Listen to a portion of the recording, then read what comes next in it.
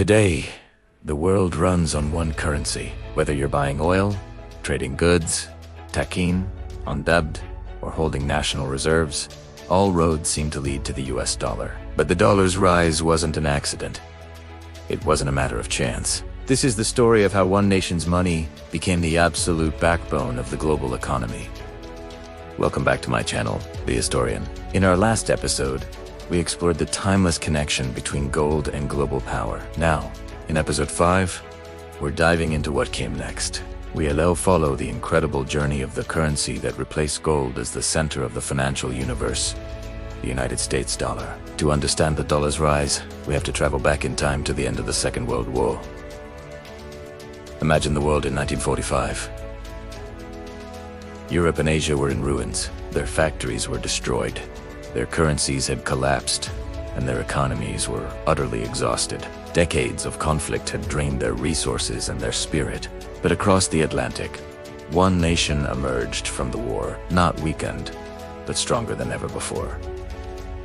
The United States. Its mainland was untouched by the fighting. Its industrial heartland was booming, and most importantly, it held the vast majority of the world's gold reserves. By the end of the war, America was holding nearly 3/4 of all the official gold in the world. It was a staggering concentration of wealth and power. The stage was set. America was positioned to lead the world into a new economic era. And that new era was born in 1944, in a small town in New Hampshire called Bretton Woods. Leaders from 44 allied nations gathered to design a new global financial system. They wanted to avoid the economic chaos that had followed World War I, which many believed had led directly to the Second Great Conflict. They needed stability. They needed a system everyone could trust. The solution they came up with was ingenious. It was called the Bretton Woods Agreement. At its heart was a simple, powerful promise. The US dollar would be directly convertible to gold at a fixed rate of $35 per ounce. Then, every other major currency in the world would be pegged not to gold, but to the US dollar. This made the dollar the world's anchor currency. It was, in effect, as good as gold for a war-torn world, desperate for stability. This was revolutionary. Trust in the dollar became trust in global trade itself. The system allowed countries to rebuild, knowing their currencies had a stable reference point. It was the foundation upon which the post-war economic boom was built.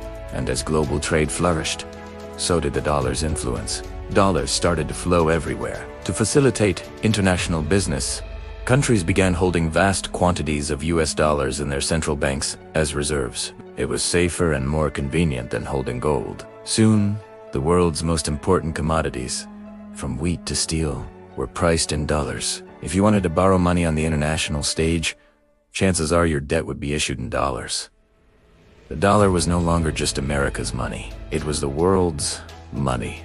It became a tool of commerce, a measure of value, and a symbol of American influence. The dollar wasn't just currency, it was power.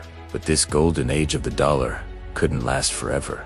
By the late 1960s and early 1970s, the Bretton Woods system was showing serious signs of strain. The Vietnam War and growing domestic spending meant the US government was printing more and more dollars to pay its bills. There were far more dollars circulating in the world than the US had gold in its vaults to back them up. Other countries, particularly France, grew nervous. They started to question the promise. What if everyone tried to trade their dollars for gold at once? The US simply couldn't pay. So, they began to do just that, demanding gold in exchange for their dollar reserves. The pressure was immense. Finally, on August 15, 1971, President Richard Nixon made a stunning announcement. In what became known as the Nixon shock, he unilaterally severed the direct link between the US dollar and gold. Just like that, the promise was broken. The anchor was cut. The dollar became what we call a fiat currency, backed not by a physical commodity like gold or silver, but by the full faith and credit of the US government. It was backed by trust and power, not precious metal. Many experts at the time predicted total chaos. They expected a global financial meltdown. They thought the dollar's reign was over. But the collapse never came. So why did the dollar survive, and even thrive, after the gold link was broken? The answer is a combination of inertia, scale, and a very clever move. First, there was simply no viable alternative. The American economy was, by a huge margin, the largest and most dynamic in the world. It had the deepest, most liquid financial markets, making it the easiest and safest place to store and move vast sums of money. America also possessed the world's most powerful military, providing a layer of geopolitical security that no other nation could match. Trust in the US government didn't just disappear overnight. In fact, with nowhere else to go, that trust became even more concentrated in the dollar. The dollar had become unavoidable, but there was another, even more crucial factor that cemented the dollar's dominance in the post-gold era oil. In the mid-1970s, the United States struck a series of agreements with major oil-producing nations, particularly Saudi Arabia. The deal was simple. Oil, the lifeblood of the global industrial economy, would be priced and sold exclusively in US dollars. This was the birth of the petrodollar system. Its impact cannot be overstated. Suddenly, every single country in the world, whether they were an ally of the US or not, needed a constant supply of US dollars. If you wanted to buy energy to power your cities and run your factories, you had to get your hands on dollars first. This created a massive, permanent, and global demand for the US currency. It was a self-reinforcing loop.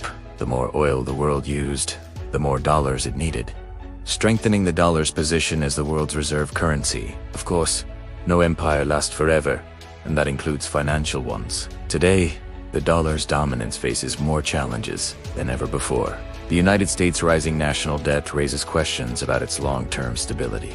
Geopolitical tensions are causing some nations, like China and Russia, to actively seek alternatives to reduce their dependence on the dollar. And the rise of new technologies, from blockchain to new digital payment systems, could potentially disrupt the old ways of doing business. Currencies like the euro and the Chinese yuan are waiting in the wings, hoping to gain a larger share of global influence. But replacing an entrenched system is incredibly difficult. The entire global financial architecture is built around the dollar. Power, especially financial power, moves very slowly. So the US dollar replaced gold as the world's financial center, not because it was a perfect system, but because in the turbulent decades after World War II, there was simply nothing stronger, more stable, or more trusted to take its place. Its continued dominance is a legacy of that unique moment in history. But what happens when something entirely new enters the picture? What happens when money itself changes form? In our next episode, we'll explore the ultimate challenge to traditional power: the digital revolution. We'll dive into the world of cryptocurrency and central bank digital currencies. Is this the dawn of a new financial era? Subscribe to Money Historian to continue the journey with us and find out. Thanks for watching.